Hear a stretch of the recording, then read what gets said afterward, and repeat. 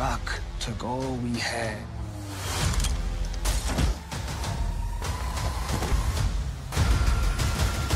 Somebody gonna have to pay him. What up, welcome back to the channel. I'm J and we are locked in. This is what's next for episode 5 of Raising Kanan. Episode 4, we seen Ronnie go straight crazy mode. Now, a lot of people are comparing him to Michael Myers, and well, they sealed the deal when we seen the knife go into Dean's back. Man, oh man, I thought Dean was gonna be around for a while. And then we also seen that Raquel set Kanan up. Now, before we jump into this and break down this trailer, if you like power content, breakdowns, theories, and predictions, tune in tonight, 2 p.m. Eastern, for the On the Clock episode where we break down each individual character, episode 4. Then hit your subscribe button, turn on your notification bell so you get something every time I upload. I'm on that road to 45,000 subscribers, so each and every one of you, I appreciate you. And if you don't see this video at 100 likes, hit that like button.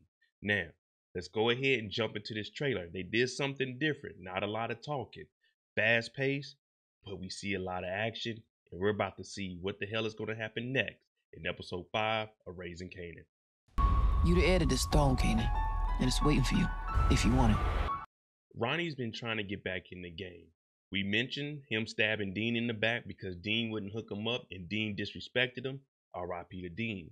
But he also went to Snaps and Pops. Now, they're not going to give him any work, but what they're saying is they're going to give him some money and he'll have to get some other people. He also went to talk to Juliana and Woquan.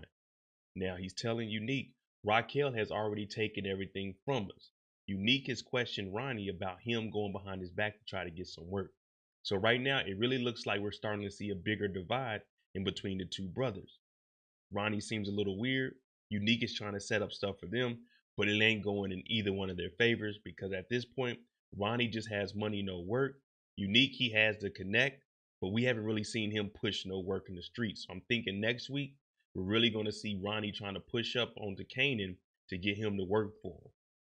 Unique does have the Chinese restaurant, and Ronnie's up here, so he knows the ins and outs. One thing we can say about Ronnie, he's very observant. So Unique's trying to make this money. Raquel says she's officially out. He's questioning his brother Ronnie about going up to talk to Dean. So at this point, it's like, do you really want Ronnie around the Chinese restaurant? And Pernessa has said she felt uncomfortable and kind of scared around Ronnie. Now Unique is starting to experience that. And we're going to see him, like I said, divide and separate himself a little bit further away from Ronnie because Ronnie just got out and he's moving a little reckless. The story around Ronnie is evolving rapidly. Kanan has got suspended from school. He has to go stay with his mom, but we know he's still going to be visiting Famous. In this trailer, we also see Famous get into a little bit of trouble with the law. Well, with Ronnie popping up, this is when he's going to be asking Kanan, hey, are you working with Unique that we seen in the season trailer? Of course, Kanan says no. Now, I've had a theory and I made a video about Ronnie getting Kanan and bringing Kanan up under Juliana and potentially working with the cartel. Kanan, Ronnie versus Unique and Rock. But as of right now, it just looks like this bond is starting to develop because with Kanan, just as we suspected, he grew larger than the courier service. So Paul is kind of just the middleman that no one wants to work with. And if, only if, Ronnie can introduce Kanan to the big time players, Kanan's definitely going to want to join into this. On this part where it says who will pay, this looks like it's Jukebox. I can see the braids, so I'm assuming Ronnie is creeping up on her because he's desperate at this point. Like I said, we're about to see Ronnie's character go to a whole nother level and really see how he was moving before he was wrongfully convicted of a crime he did not commit. Now, Jukebox, on the other hand, we know she's in the girl group, Bada with an A.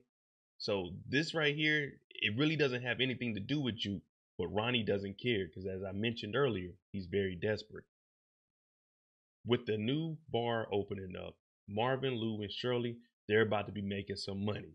We got the promotion coming in. Lou is starting up his own studio. He told Marvin not to bring in any drugs. Shirley, she has a couple of connects. And well, Marvin got the dope money. So right now, this partnership looks like it's going to be very great.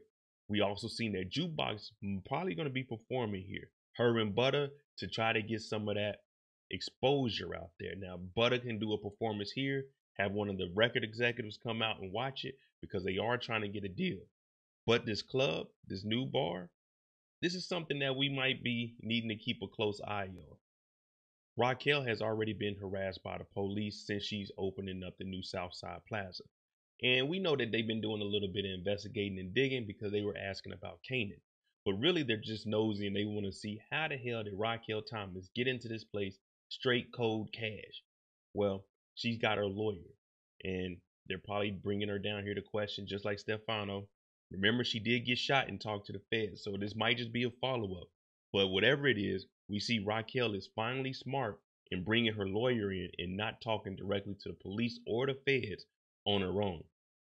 The feds also questioned Malcolm in episode 4 about what does he know in Southside Jamaica about the Beasley Project.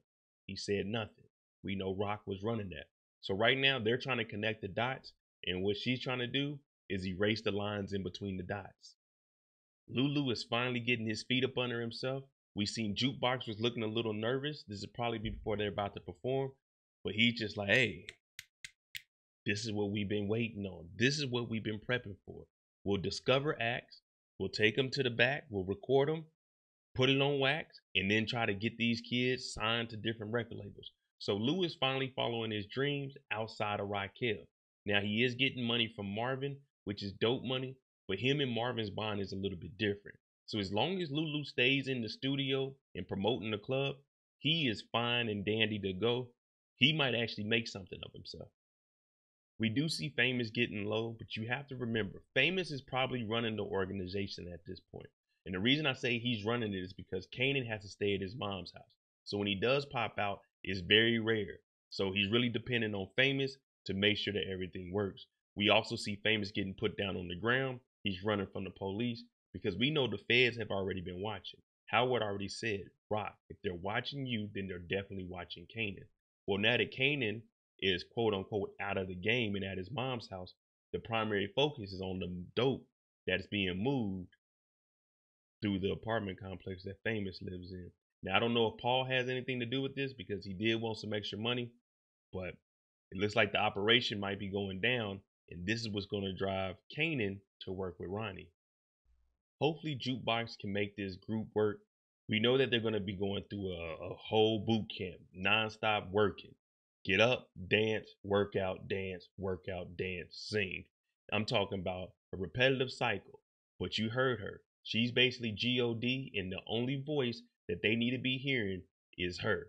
So their instructor slash manager slash boss CEO slash on-site mother, she's about to be hounding them, making sure that they stick up and keep to the plan that she has put in place because they're trying to get a record deal. Now, they're probably going to show us a little bit of the music industry because you heard Kanan say this group is like TLC, Crazy, Sexy, Cool. Well, we know it turned out they were singing No Scrubs the whole time they were the Scrubs with no money.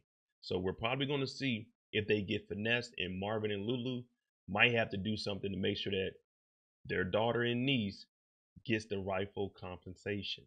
All right, there you go. My predictions for what's going to happen in episode 5. Let me know what you think about it. We know Ronnie caught a body in episode 4. Are there going to be any bodies dropping in episode 5?